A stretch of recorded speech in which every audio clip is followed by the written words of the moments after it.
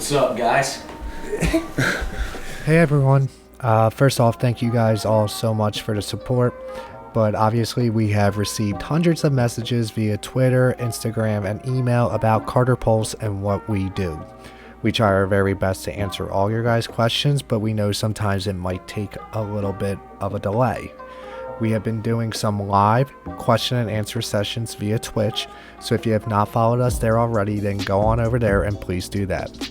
Please enjoy this video, which highlights some of the most common questions we receive here at CarterPulse.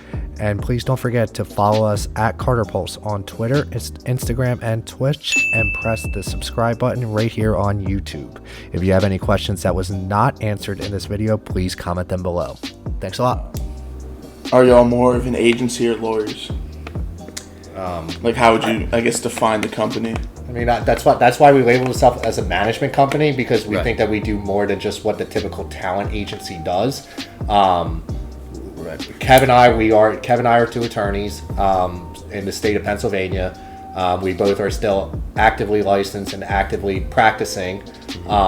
Jack was our right-hand man that kind of brought the whole idea to us, and Jack was back in the day, he was a big-time editor for a lot of people like Dubs and Elevate, and now he works for the New York Jets.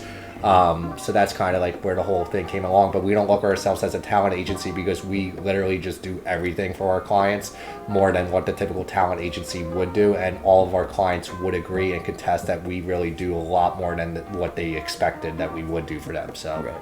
And I think when we first, at least for me, when we first thought of the idea and started going, I thought it was going to be much more of just like the agency, like just getting contracts, reviewing them, helping out the clients, make sure they're not getting screwed over, make sure they were fair. But like Paul said, I think it really turned into a management company. Like we just work directly with the clients, get them what they need before contracts are even in the picture. And sometimes we get them stuff that we don't even get compensated for. An agency would never do that. Right, exactly. Right. Yeah. The idea itself actually we were on the beach when the idea so me and Jack were on the beach and something, and we were talking about, because I was working with Dubs. Yeah, and we were talking about Josh Adams. Yeah. And talking about getting like agency. Yeah, agency and stuff. Yeah. And then Jack mentioned, what you should look into is esports and these gamers who, I mean, a few of them were being taken advantage of by these organizations. Well, this is like when the whole Tfue thing was going on. Right, yeah. Like the release the contract thing. So then obviously me and Pulse started talking, and I mean, Paul, you got right on it. Yeah, Pulse jumped on it. Pulse, yeah, it was the second the idea came, Pulse jumped right on it, and I think at that point, within like a couple of weeks, we realized like this could be big. This could be a thing that the gamers need. For sure. Just a couple dudes shirtless on the beach talking about Fortnite. That's exactly what it was. That's exactly what happened. Yeah. What did you guys study? I think we all studied. Well, We did. we were sports management and business. So Kev, you were what? Sports management? Storm. Just a minor in business? And minor in business, yeah, that's And then it. Kev went to law school at I went to Drexel, in Philly. and then Kev went to undergrad at Towson University in Maryland, for you Maryland folk, Towson. Represent. I went to undergrad at Temple University game one. in Philly, where I was sports management with a Four minor kill in win. accounting. Oh and my! then I went to law school down at the University That guy of was Tennessee. over peaking And on then heights. I just went to guys. Westchester Luna's on Twitch. University. Yeah. Undergrad. No Cheddar. masters. Just so you guys have a little background about like beyond CarterPulse, the LLC. We all us three have known each other for a long time. So Yeah, we're high school. this is, I mean, me and Dan, we've always had this, not this specific idea, but it was always that talk. We had so many weird freaking business ideas that we were like, and this one was the one. This is the one that stuck, and then we've known Jack for a long time too. So this is all a long time in the making. So How long have you guys been in the esports business, and how did you first make your initial connections? So, I mean, I kind of touched on this. I mean, this was like the question that we first got one of the first 5 minutes of the stream. We've been officially in esports business for 13 months now. That's when we officially filed the paperwork and everything like that and started our own entity. But like I said, we didn't even sign. We signed our first client, I think, in January or maybe even December. So for the first like 4 or 5 months of being in the business, we were just making connections because we knew that that's how we would be successful. So we started making connections with different organizations, different sponsors, and everything like that because we knew that we would never be helpful for our clients just because we're lawyers. We had to be helpful to our clients because we had connections with organizations and sponsors. So that's really what we spent almost half a year on. There's no surge connecting anyway. with organizations and sponsors so that we could be beneficial to our clients. I'm covering it. Someone asked, what are your future plans with CarterPulse? So, I mean, you can probably touch on that a little. So obviously, both. Good question. Yeah, that is actually a really good question. Obviously, we hope it gets to the point where we both can expand externally and internally. As you guys have probably seen, we really haven't brought on too many clients recently. We're concentrating on the current clients that we have. That being said, don't let that deter you from not reaching out to us, because if we do think it would be a right fit, if we do think that that we could be beneficial for you, that would bring you on. But obviously we don't want to bring on too much work than we can handle right now. I mean, right now we obviously have me, Kevin, Jack. We got a couple other people that help with us with some of the other stuff that goes on in this for our company. But eventually we're going to have to get to a point where we're going to have to bring on more attorneys than just me and Kev. Right. We're going to have to get to a point where we bring on more of a social media type of managers than just Jack that we have right now that like really helps with the social media type of stuff. So hopefully it gets to a point where we can expand with that, and then we can keep growing. And like I said, like right now we kind of are just, like we both still have full-time jobs. So obviously we hope it gets to a point where we can do this full-time. That would be great, because it would just be, obviously it would cut down our hours of work for the day. But I mean, really, it's to just keep on growing. We've grown a lot just within the last year alone since we started this company. And I mean, we're climbing the mountain and we're still far from the top of it. And that's all we're just going to keep on doing. How many clients do you currently have, and how do you plan to continue to grow as a company? Sorry if this was asked. It was asked like earlier in the day, but hasn't been asked yet right now. So what do we have, like 45 clients? Great question, Nicole. We have 47, I think, right now. Yeah, I guess now it's up to 47. But obviously continue to grow both internally and externally. We don't want to take on too many people that we don't think that we'll be able to handle. So obviously if we start growing to the point where we're going to bring people on, then we're going to have to grow internally as well.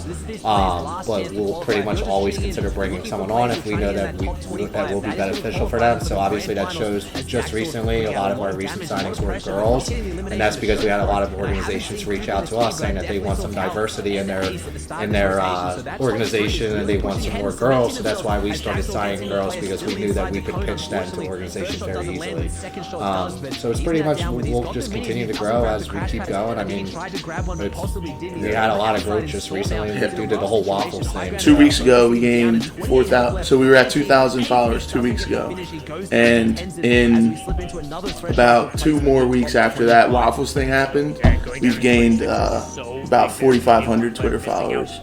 So that growth right there has just been crazy. People are trying to, or I shouldn't say trying, people are finally finding out about our name and all that. And yeah, it's been really good. And for those of you that are new and don't know, all three of us have full-time jobs outside of CarterPulse. Dan and I are practicing attorneys in Pennsylvania full-time. So I think we didn't expect this to blow up this fast, this quick. But I mean, at this rate, our goal is to have, like Paul said, enough clients to really maybe hire some more attorneys, more staff, and kind of get this thing full-time and going full throttle. And it's thanks to you guys that looks like it could be a possibility in the future. So we appreciate that. One question that he kind of brought it up about, like, expanding different games.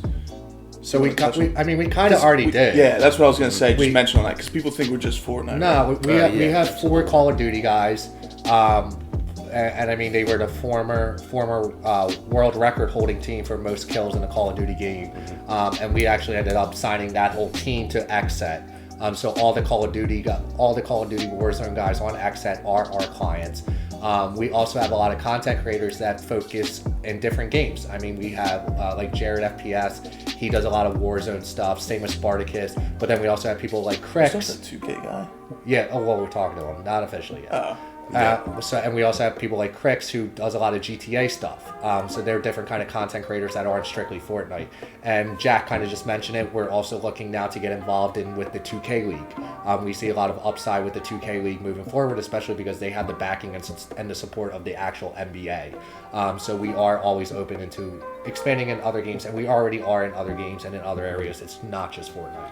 And then he said any word on Valorant. That's why I brought it up, just because about that. So I think, but like Valorant's like, I don't like, and maybe chat can help us out with this question. This answer I'm about to give. Like, I don't know how to judge Valorant players. When it comes to Fortnite, it's very easy because there's Fortnite Tracker. You can see their placements, you can see their earnings, you can see everything like that. Valorant, I don't know of a website that exists to determine that, and stuff like Fortnite Tracker is very beneficial to us because when I'm talking to organizations, I can just spill out those stats from Fortnite Tracker of their earnings and everything and their placements and everything like that. Valorant, I don't know if that exists yet. I really hope it exists soon, but I don't know if it does. And why did we choose Fortnite? It was just last year, whenever we started this, it was the biggest thing, and it still is one of the biggest things. Do you think becoming lawyer is worth it? I think it was absolutely worth it. It was also something you gotta know that you want to do it, that you want to get, because it's stressful, but but in a different way. You're dealing with difficult people a lot. You're talking to, it's nonstop trying to work things out with people, and people aren't easy to deal Basically, with. if you're not a people person, don't it really is. You know, you would think, oh, lawyer, it must be. Well, it also depends on the type of work, but people think lawyer, and you think, oh, that's a lot of writing. You're writing a lot. I think the toughest part about being a lawyer is dealing with these people, talking to people nonstop, dealing with all sorts of different type of people, trying to. That's the tough part, and it's also the time management. The client, exactly. Like Dan agrees, it's the clients. People are tough to deal with. I mean, that's just the sad truth. It's just the nature of everything. Even outside esports, guys. I mean, just NFL players. Look what's going on with like NFL players, always like holding out, like doing all that. It's the same thing everywhere. Like you always see it in every sports. You just don't see it as much in esports with people like holding out because it's never public like that, you know. Like Kevin and I working in the law firm will say like our law firm values this case at this amount, or tell our client that our client's like, I disagree with you. Also, just managing the workload. I mean, that's the other thing. It's when you're a lawyer, so many things are going on at one time. You have tons of cases to deal with. You have to. That's the other tough part. But I mean, Scarcold. If you're thinking about doing it, it's just something. Obviously, we love it. We love what we do. Law school. I mean, obviously, you have to think about the debt too. Obviously, it costs a lot of money. But if that's what you want to do, I will say this: the good thing about getting your law degree and being barred, you don't have to be a lawyer. You can do anything. You're right. You don't have to a practicing attorney. You can take that degree and do a lot of different things. You can start your own business, and you're more marketable because you're also an attorney. Anything. So. The clean polos. We'll be running these out soon. If anyone, we're gonna try and get some merch going soon. So probably within the next couple months, try and get some official CarterPulse merch going. We should do a giveaway. We should do a polo giveaway. We'll do that in the future for sure in the coming months. It's been great, and we want thanks a lot for joining in right now, subscribing because it means appreciate a lot. that. It's huge. It's still brand new. It's still a brand new company. So seeing this support just makes us want to do this even more. Like the streaming on Twitch, obviously we'll always be doing the agent work, but being more active on socials. You don't see too many agencies active on socials like what we're doing. So we're definitely really excited for the future on this. Thank you everyone, and we really hope that you enjoyed this video. This will actually be part 1 of a 3-part series. Please tune in next week on the same day for a video where we discuss how exactly we help our clients and what we do for them. And as always, do not forget to subscribe to us right here on YouTube and follow us at CarterPulse on Twitch, Instagram, and Twitter.